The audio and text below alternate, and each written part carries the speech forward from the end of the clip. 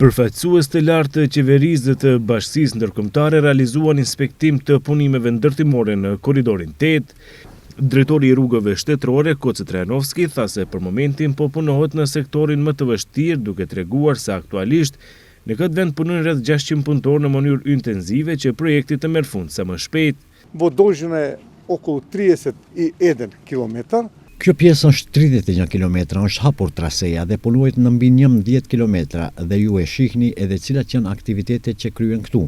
Të pranishëm janë rreth 600 të punësuar në këtë pjesë dhe mbi 500 makineri. Punojmë për momentin këtë pjesë. Dua të them se kjo pjesë është një nga më të vështirat ku njëkohësisht është edhe më e shtrenjta që e bëjmë ne në Republikën e Maqedonisë. Përfaqësuesi i ambasadës së Shteteve të Bashkuara të Amerikës në Shkup, Nicole Varnes, tregoi se sa i rëndësishëm është ky korridor jo vetëm në aspektin ekonomik, por edhe në atë strategjik. This project represents more than just infrastructure.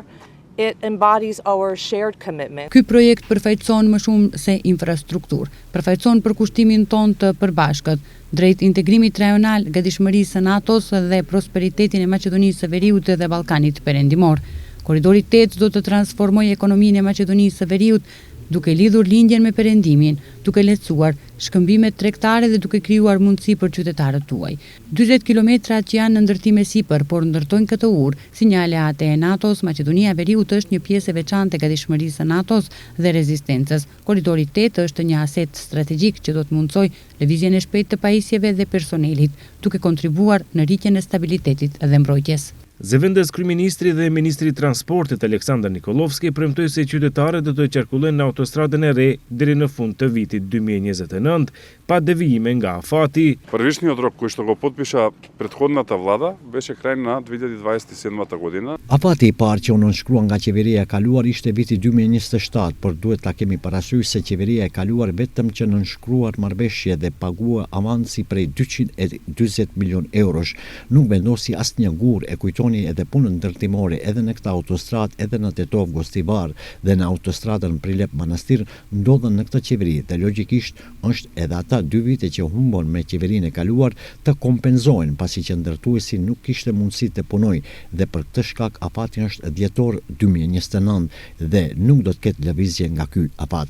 Ne si qeveri do të bëjmë gjithçka që projekti të realizohet brenda afateve që ishin përcaktuar më parë, tha kryeministri Hristijan Mickovski gjatë inspektimit të punimeve ndërtimore në autostradën Gostivar-Bukojçan. Ai shtoi se një nga prioritetet kryesore është ndërtimi i këtij projekti i rëndësishëm për lidhjen dhe përmirësimin e rëndësisë gjeostrategjike dhe pozitës së shtetit. Ova vlada je целосно посветена на изградба на ваков тип на инфраструктура. Qeveria jonë është plotësisht e përkushtuar në ndërtimin e këtij lloji të infrastrukturës sepse lidhja dhe pozicioni gjeografik i vendit duhet të shfrytëzohen si një avantazh.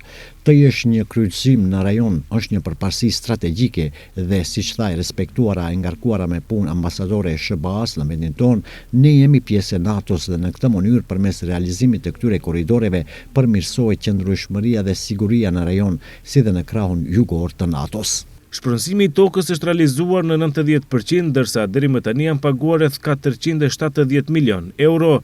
Në këtë projekt ndërtimor janë të përfshirë edhe fakultetet vendasit të ndërtimtarisë dhe arkitekturës me qëllim që të marrin përvojën e ndërtimit të projekteve të mëdha siç është korridori i 8.